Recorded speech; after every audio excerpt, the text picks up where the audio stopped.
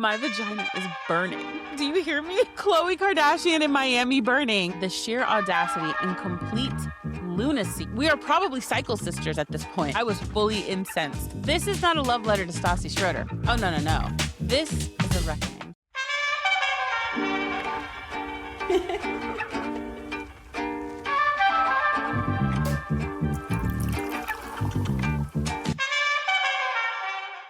Hey, you guys, welcome to Forties Unfiltered, where I, Brandy Lynn, process my midlife crisis out loud in real time because therapy is only an hour and that is simply not enough. Y'all, welcome to my dressing room. It's so comfy in here. I'm honestly proud of my little setup. Like, I'm even working on a vlog to show you how I pulled it together, like at the 9th hour, because before it became the chic little number that you see now, it was a tragic catch-all. But speaking of chic, do we like my shoulder bling?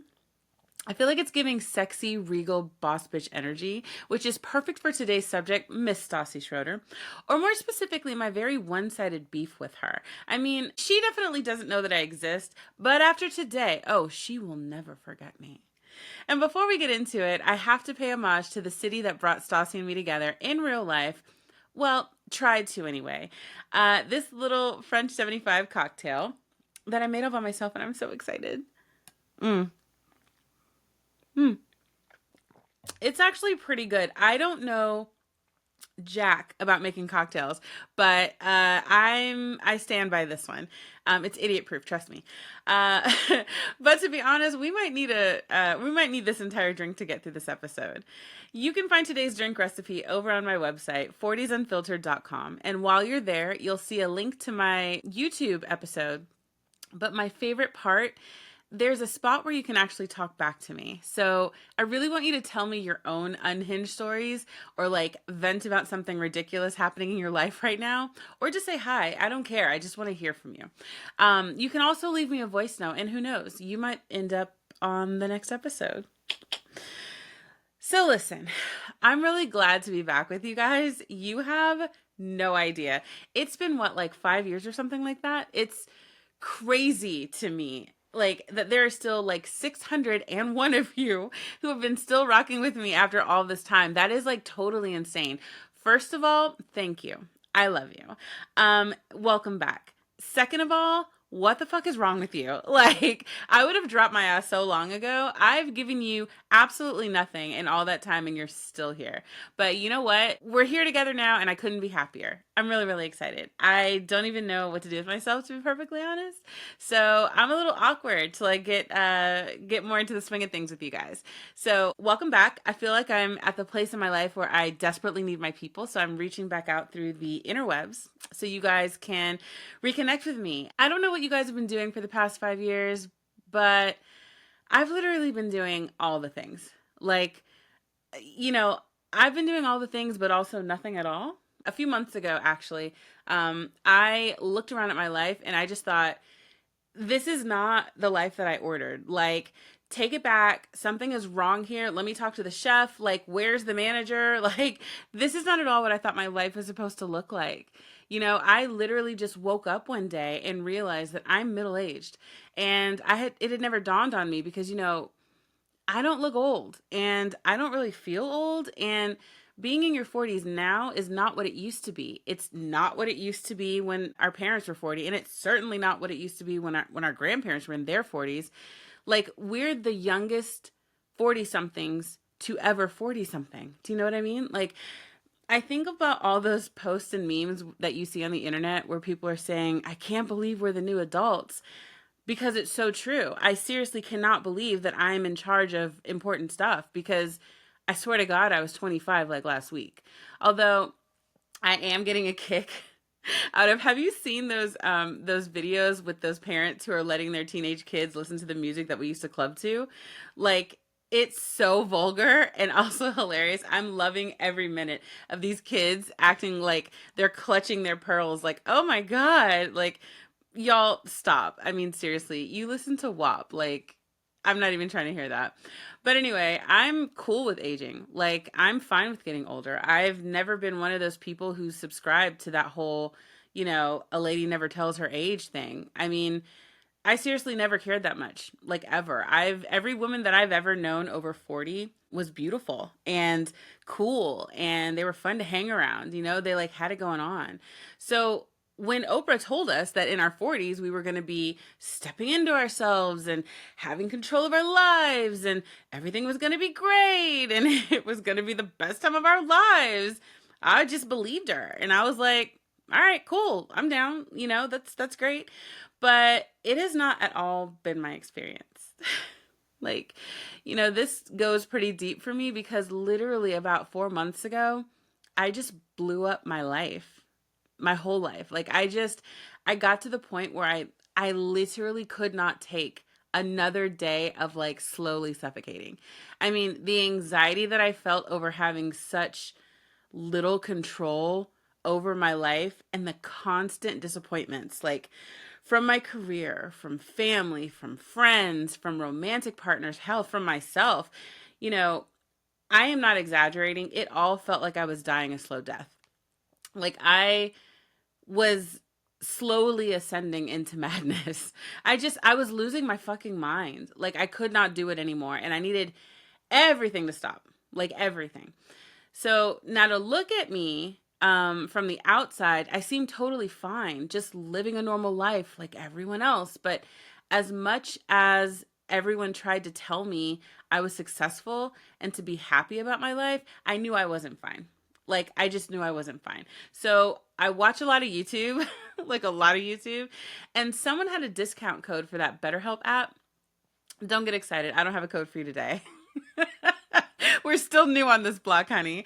But I got matched with a therapist, and she was like, you need to take a break because if you don't, you're either going to continue to implode or you're going to explode, and it's going to happen at the most inopportune time. She basically said that I'm already withdrawn and anxious. So to say it was, a bad situation is like an understatement. I will go into detail about that in a future episode, but for now, I'm just really happy to be with you because I'm feeling like a little bit lost, Um, I don't really know what's next. Like, I wish I could tell you that I had some kind of master plan or some childhood dream that I'm fulfilling, but in all honesty, I don't have a fucking clue what I'm gonna do.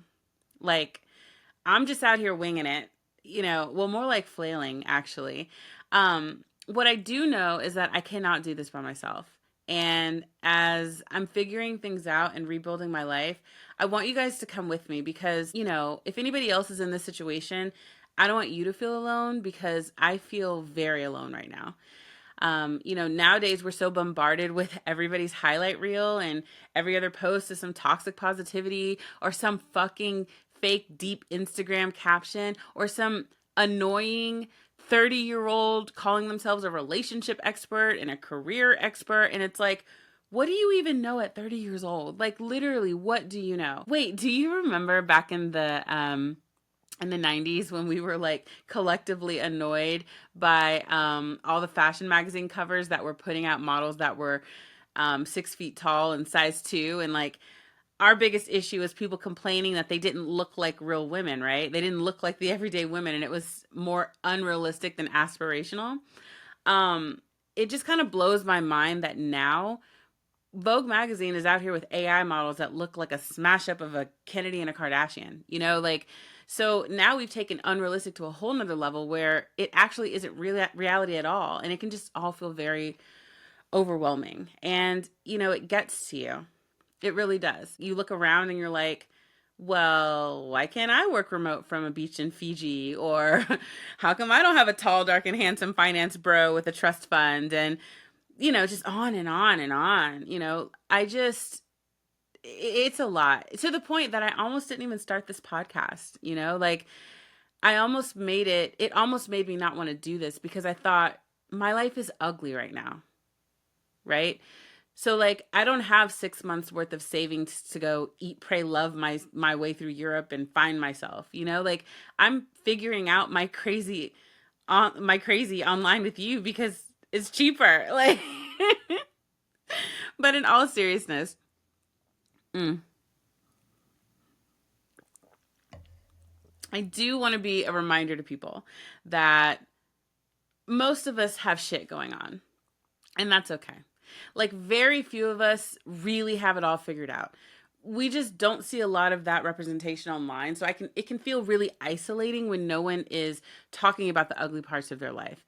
And, all that stuff online, I mean, it is somebody's life. It's somebody's reality, but it's not even most people's reality. You know what I mean? Like, so to those of us who are wondering if it's too late to make a change, or we're feeling stuck, or, you don't know what to do, listen, I volunteer as tribute to fall on the sword and let everybody see how cringy and unpretty and stressful and really scary it is to build a life that you really, really want.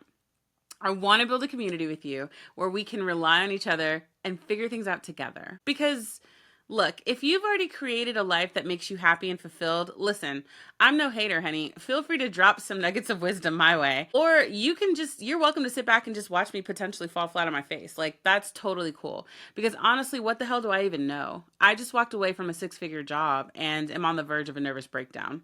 So, I'm nobody's, role model here.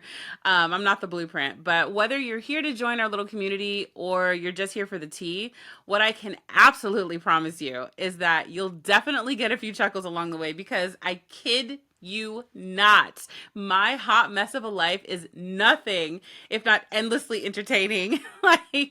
So gird your loins, honey, because we're about to take this relationship to a whole nother level of oversharing, okay? So buckle up, Buttercup. All right, starting with how seriously I'm taking our relationship. So like I said, I was really, really excited to be here with you guys today. It's just been such a long time.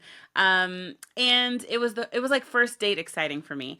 Or, when you're going to see someone that you haven't seen in a really long time and you just want to see if there's still that spark. That was me getting ready for this pod for you. Like, I got my hair done, I got my nails done. Don't actually look too close at my nails because they are not cute. Like, my regular guy wasn't there and I had to go to some other chick and she didn't know what she was doing and it was a total hot mess. Like, we'll talk about it another day because I'm still stressed.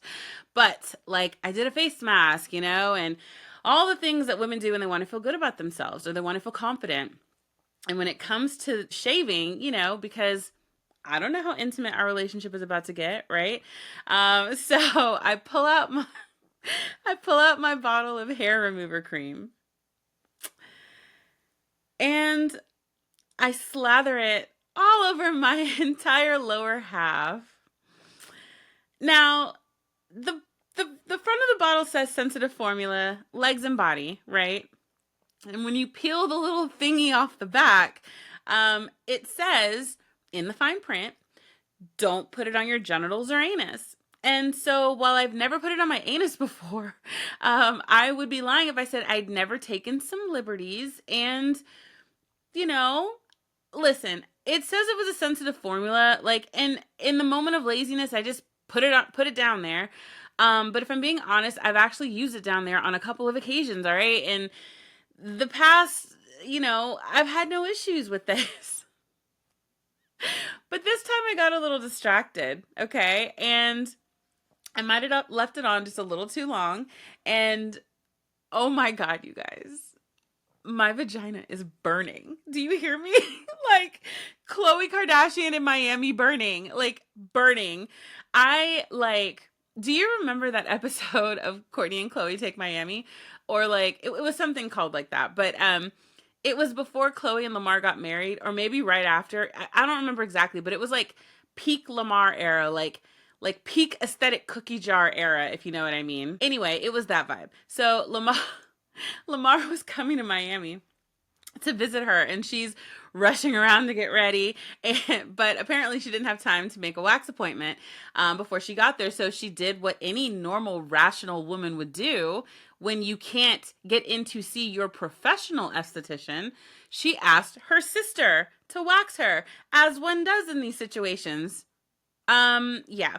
So this ding dong agrees and proceeds to burn the living hell out of Khloe's vagina. And that, my friends, is exactly my situation right now. Full disclosure, this isn't even the first time that I've done this, because one time I was using a razor down there and I nicked myself. And every time I had to pee after that for like the next 2 weeks, like the area that I nicked burned like a motherfucker. Like it was unavoidable. And it hurt so bad that I never want to experience anything like that again. So I digress. Yeah, I'm currently on fire, but I'm powering through it for you because nothing was going to keep me away from you tonight. Not even a chemical burn. So you're welcome. Moving on.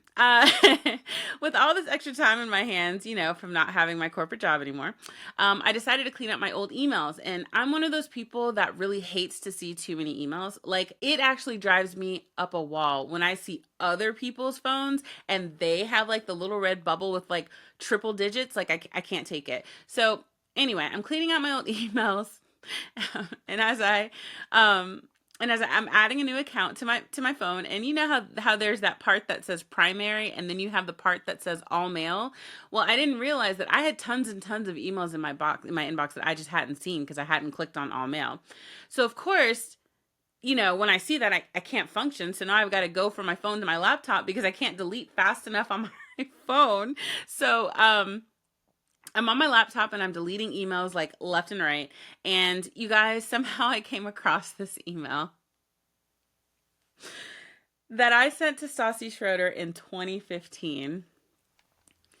Y'all, now I am not a woman that has ever really met a period. Like, I am a run-on sentences best friend.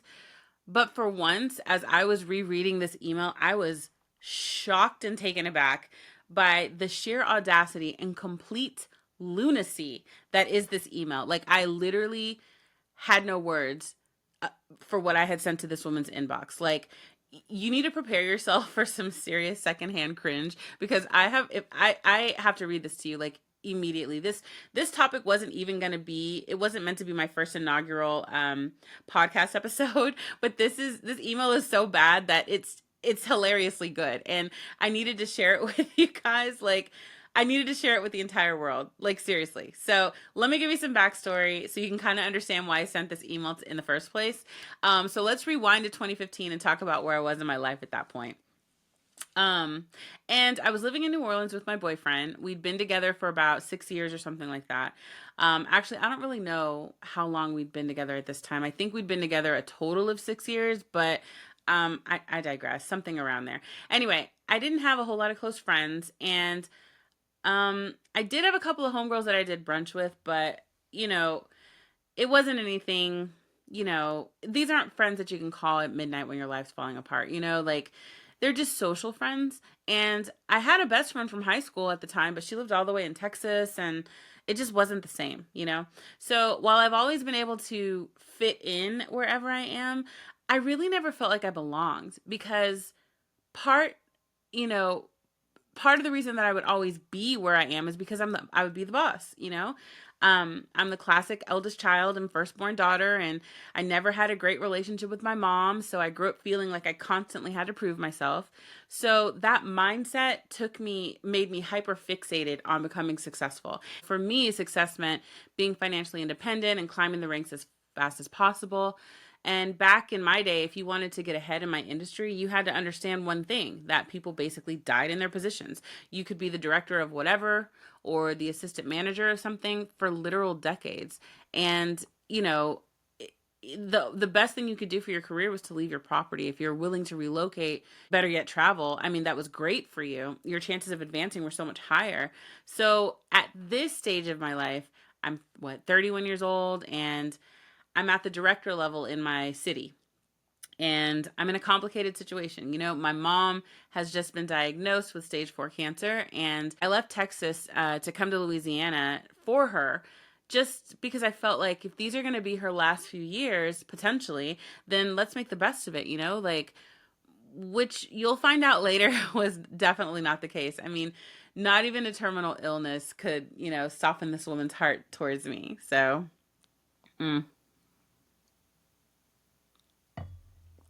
I'm sure a lot of you can relate, but I'm making a lot more money than my boyfriend at the time. And he was one of those guys who initially says he's okay with it and then really isn't. So that poses another complication. Then early in our relationship, he ends up losing his job, and I help him find another one at the Habitat of Humanity Restore, which is important to this story.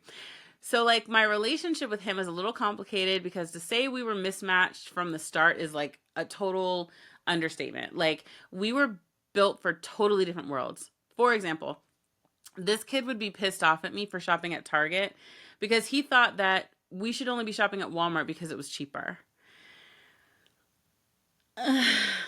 But overall, he treated me fine ish.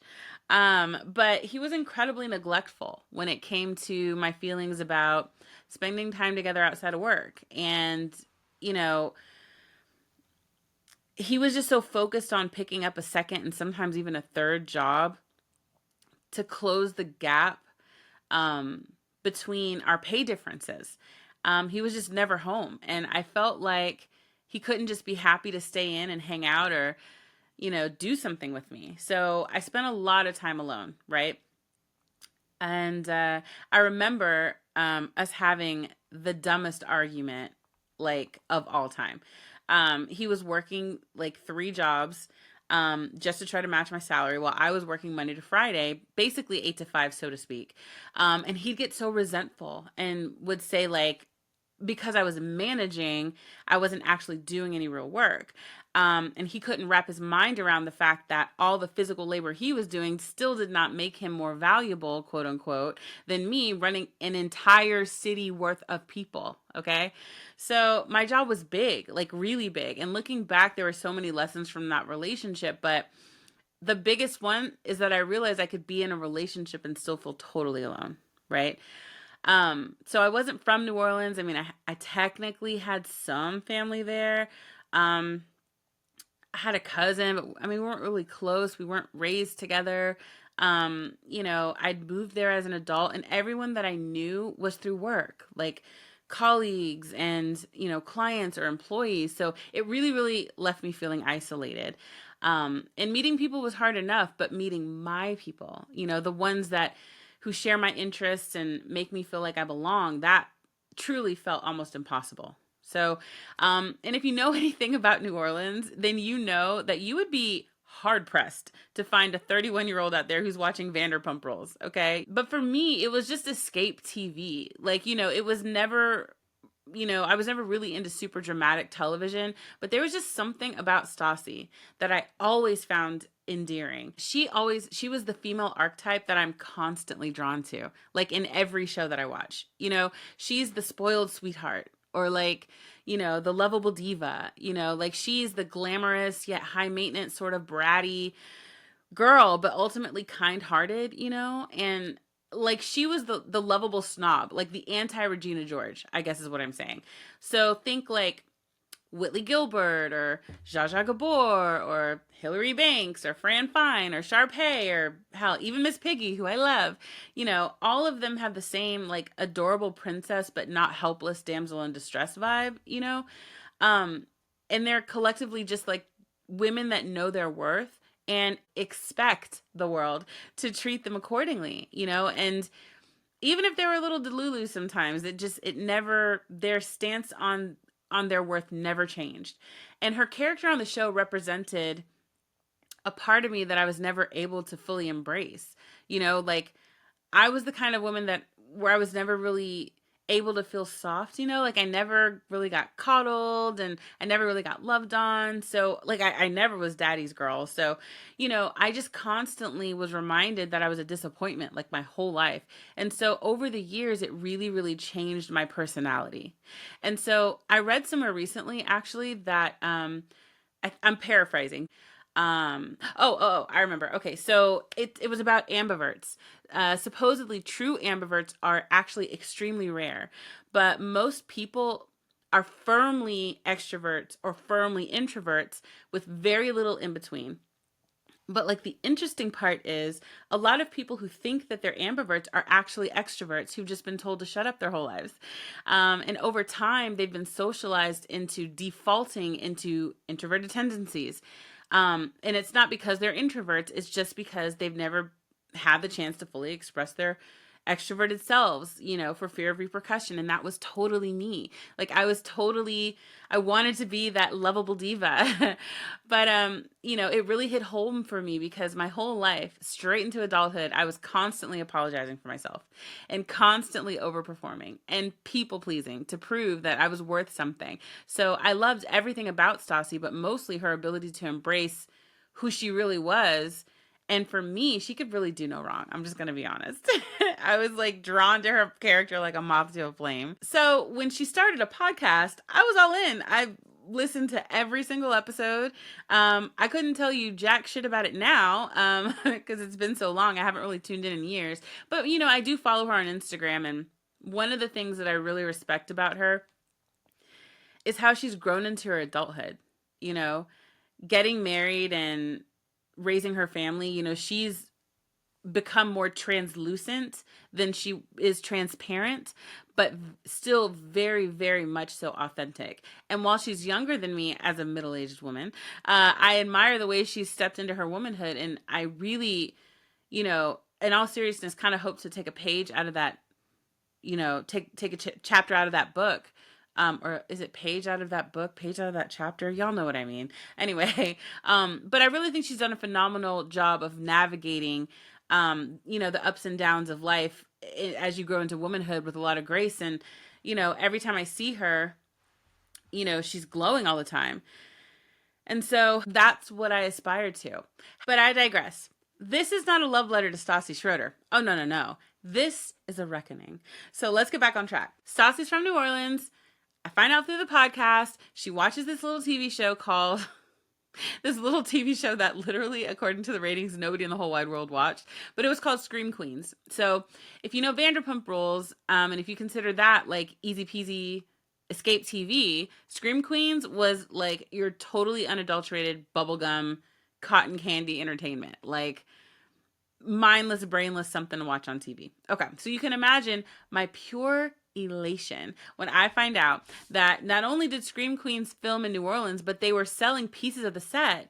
So to make this even more breathlessly exciting for me, my boyfriend got the call from whoever in Hollywood land world, asking him to coordinate the pickup of the donations and all the pieces of the set that nobody came to purchase.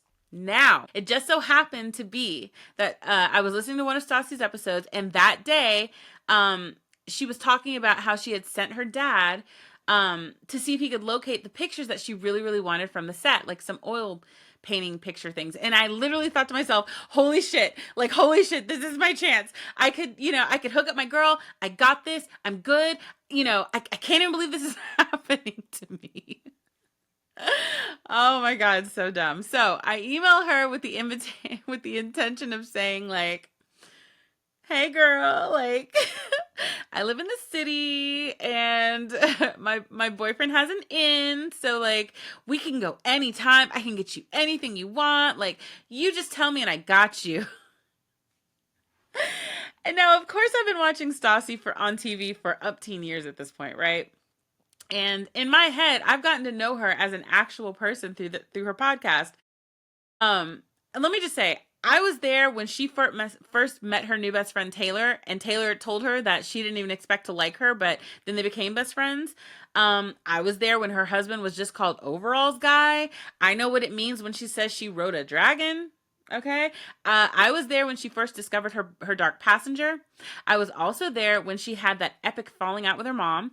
And I know that her brother is a genius and was like super wise beyond his years. Like she and I are kindred spirits. Like this is my girl. Like I know all the things about her. We are probably cycle sisters at this point. Like we're totally simpatico. Like this is my girl. Like, of course we're BFF, right? Like, of course she loves me as much as I love her, right? She's totally going to be so excited about this. She's probably going to have me on her show because, of course. Dude, I was a total nut job. So my silly ass sits down and writes the most cringeworthy email that one could ever write. And you're not ready for this, but listen, here goes. Okay. Let me pull this bad boy up. It's so bad. Oh, Jesus. All right. Friday, December 18th, 2015, 12:21 p.m. Hey, doll.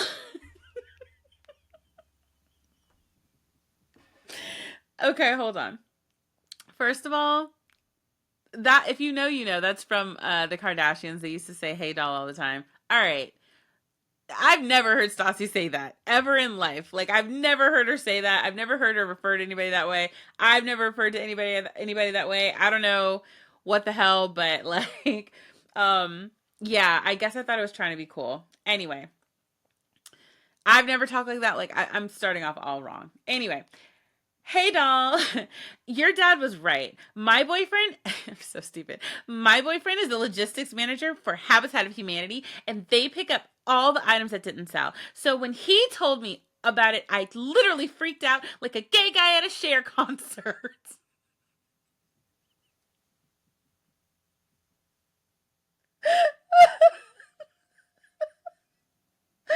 Oh, God. And I made him bring me, but I was super disappointed. They combined Scream Queen set items with some other show, and even though I knew the difference, in parentheses, Chanel's headboard is a million times bigger than it looks on the TV show, close parentheses, there really wasn't much there. It was a big semi-ghetto garage sale. Oh, so stupid. However, I think he picked up the octagonal bureau jewelry thing from Chanel's closet this morning and brought it to the store. Nothing else to get excited about. I promise I love the crap out of you.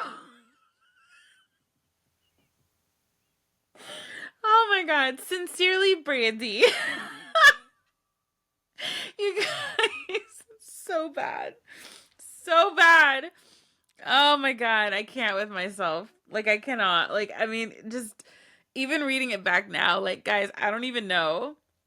I don't even know. Like there's so much to unpack in that email. Like tell me you're a pick me without telling me you're a pick me, right? Um so bad.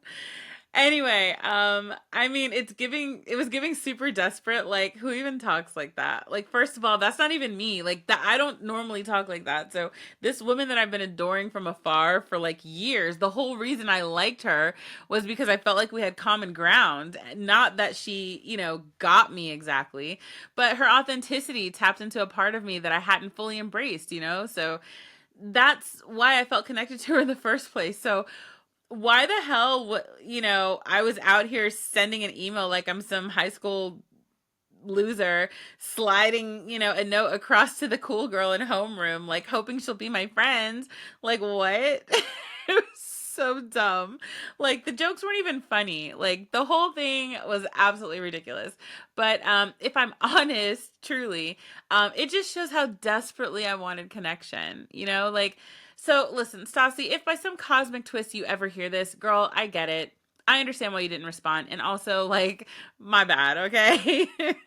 um, but as crazy as that email was, oh honey, this was nothing. Because shortly after I sent it, Stassi was done like so dirty by half the Vanderpump Rules cast, and I completely lost my mind on her behalf. Like, I'm telling you, I was fully incensed. Like, somebody better hold my earrings level of passion. And that led to email number 2. Which is longer and crazier and so unfiltered. I've had to redact parts of it before reading it aloud here. Like, that's how bad it was. And if Stassi ever hears this podcast, let her attest to the fact that there is more that I'm not reading because it's just too gross and embarrassing. But that's next week. And trust me, you're going to want to hear it. So, when you zoom out and really take, or when I zoom out and really take my own inventory, and I do some self-reflection, it's pretty clear that this episode was never even about Stassi literally leaving me on red for a decade. It's about deciding who you want to be and actually giving yourself permission to be that person. Sometimes when you get lonely, you do ridiculous things like send a batshit crazy fan mail to a reality star because for a moment, they feel like the only person in the world who would like get it, right? And in that moment, Stassi felt like the friend who'd look at me and say like, Yeah, that was ridiculous, but also so iconic, you know? Um, it was about finding your people, real or imagined, who make you feel seen. And, it was about rewriting the parts of your life that don't fit anymore, even if it's messy, like, even if it's cringy, even if you have to burn a few bridges or your vagina along the way. And that's about, refusing to settle for a life that doesn't feel like yours. You guys are my people. I'm Brandy Lynn, and these are my 40s Unfiltered.